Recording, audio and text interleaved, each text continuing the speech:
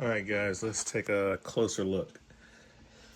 I have wound down and it's dinner time, but I want to get this out first. So this is my, so this is the die grinder. It's much taller. And here's the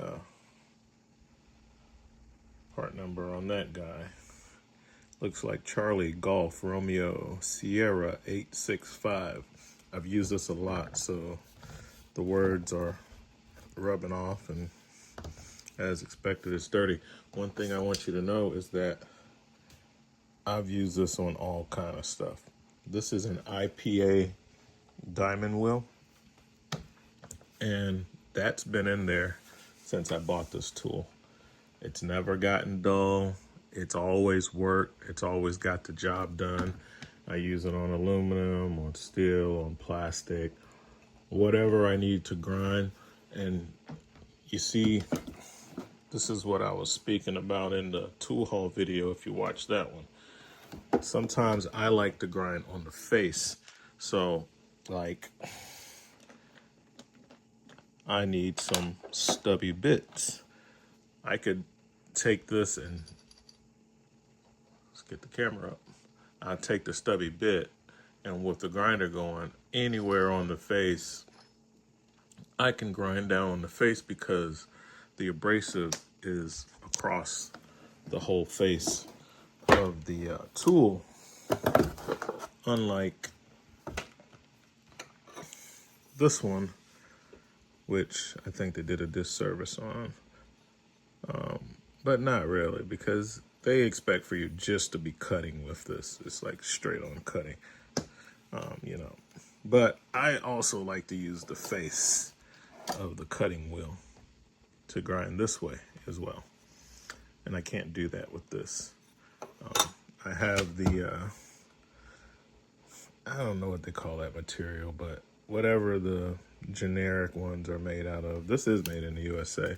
This cutting wheel. I'm sure the tool isn't. It's assembled in the USA, which normally means in Kenosha, Wisconsin, which normally means that, you know, kind of like what DeWalt says, made in USA with global materials. Instead of saying that, Snap-on just says assembled in the USA. And I'm cool with that because maybe with all the new Trump tariffs, they'll actually make it 100% in the USA. That'd be pretty awesome. But this one just straight up says made by Snap-on in China. So, made in China, this guy. So, I'm glad they're going in the right direction. But anyway, I like the mag boots. I got the mag boots on there. But I should pull up the specs. The RPMs, like, what's the max RPM on this?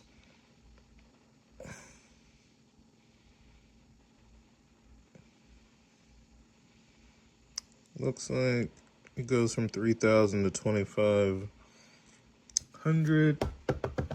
And on this one, which isn't so beat up so we can see it a little better, it's just 0 to 2,500. And so this one has, man, I'll let you hear them. To say that the speeds are the same, this one has, so there's no variable sweep. It's just a,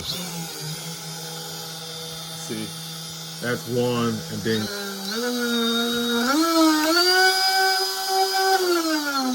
you turn it up, and then it has a, I never even noticed this before, but it has a high-low. Mine's on high, and it's never been on anything else. I didn't even know it had that. High and low. Is that what that is? I know this is the lock for changing the, for messing with the, like the arbor to get it out. But yeah, I've never put it on low. So, never saw that. This one is variable speed paddle. So as slow as you can do it with the trigger till, man, this thing is a beast, bro. This thing is, whew, it's got the torque. I don't think he was lying about like, this is way stronger than this in a cutting application. Like this isn't a grinder. This is a cutoff tool. This isn't a grinder. So maybe I shouldn't even be trying to put something like this in there and use it as a grinder, because it's really a cutoff tool. But you know me, if I can find a 3-inch wheel, I'm gonna look for one like this, but that goes into the disc like that. I'll be using it to grind with as well, because that's one of the ways that I like to use it. So, but I did buy it mainly for a cutoff. But sometimes, you know, I need to go face on and, you know, grind something down, or I might be going down on something, you know, deburr or whatever. So, yeah. So I was surprised to find that this is 2,500 RPMs, because it is so much more tame than this. This thing is like unleashed. And this is like, so this is max, it's on high.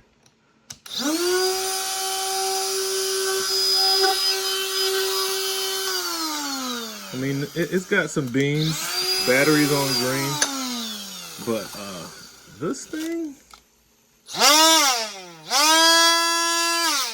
that thing's ridiculous. Heavy vibrations too. Yeah. I'm gonna put it to the test.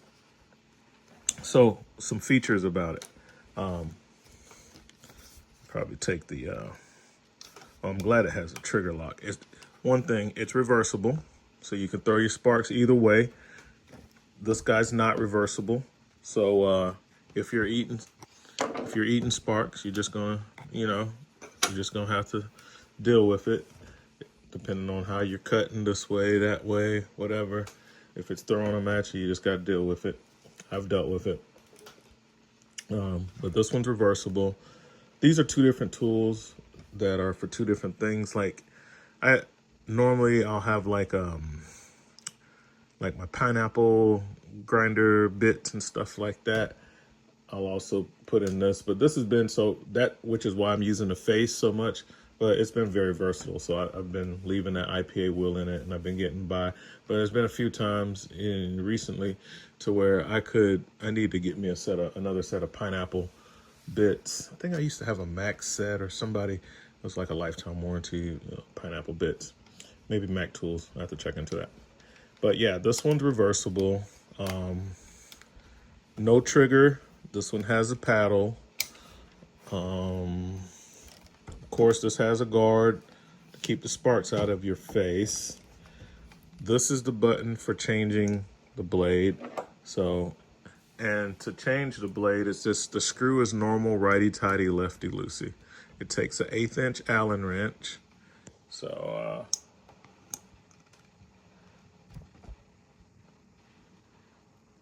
I just loosened it. So 1/8" Allen gets that guy out. And then the top part of the arbor comes up and off, and it has the little word "out" on it, so you know that's the side that faces out. So I'm just gonna put my my brush all IPA diamond cut wheel in here, because I've had very good success with IPA diamond wheels, and this is over a year old. This blade is like a year old, and it still works. So why would I change it? It's like you buy one and then that's it. That's it. So yeah, let's put that in. Yeah, and I've heard of guys cutting down. I gotta grab this with two hands, guys, to tighten this up. Doesn't take a whole lot. You don't have to kill it. I've heard of guys taking these type bits, like generic bits like that, and just cutting them down, grinding them down to where that hash mark is. With a lot of these like Milwaukee bits and stuff, you can't do it because they have put the little torsion whatever feature there. So the good thing is, I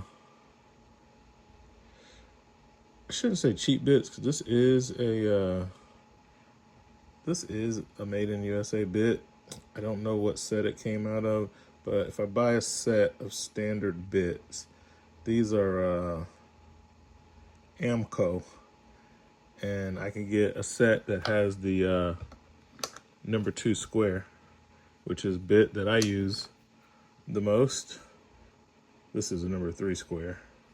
This is a Makita bit. And I've had really good luck with the Bosch bits as well. That's a DeWalt bit. And then I got a bunch of Milwaukee bits in here. But yeah, if I could, I might have to make my own. If I can't find a good set, you guys let me know about that. But yeah, this, oh, that's the light. Where's the, there it is. I'm looking for the battery indicator. Okay, so battery is full speed. But yeah, this is just a little closer look at this brushless. Is this one brushless? Yeah, this one's brushless as well. At these two grinders slash cutoff tools. This is really a real cutoff tool. This is like a straight die grinder. This is an inline die grinder that I've been using for a cutoff tool. So yeah, there we go. Those are the features that you want to know about. Variable speed trigger, reversible, has a toolless. Well, it's not really toolless because you still got to use an 1/8 inch Allen here. It goes off regular. It's not reverse threaded. And you got a light on the front. You don't have any light on this one. Nope. And they're different tools, guys, I know. And then there's the battery indicator right there on that one and on the straight die grinder. And I've been getting along pretty good. It's not ideal in all situations, but let's turn it down. So,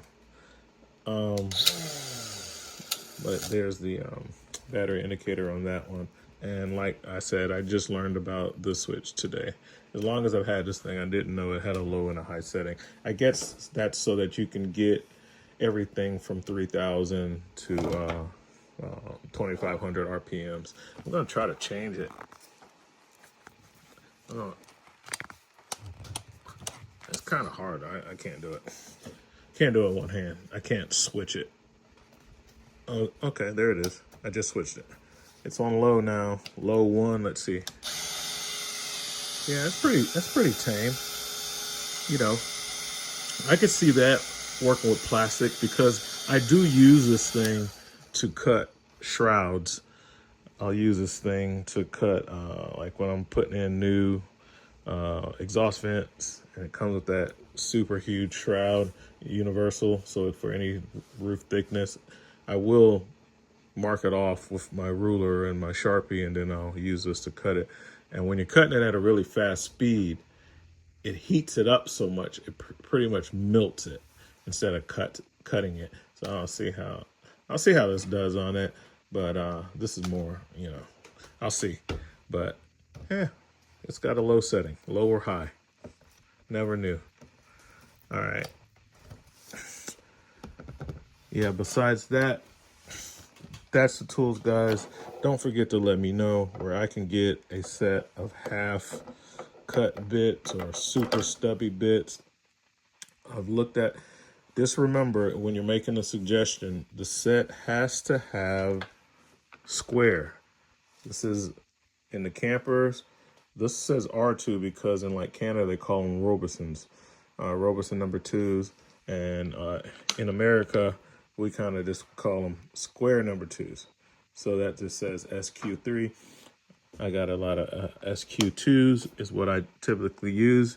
So that's mainly what I want. Phillips and square number 2s. That's pretty much what I'm after when I'm in a tight spot. So the kit has to include squares or Robertson number 2s. All right.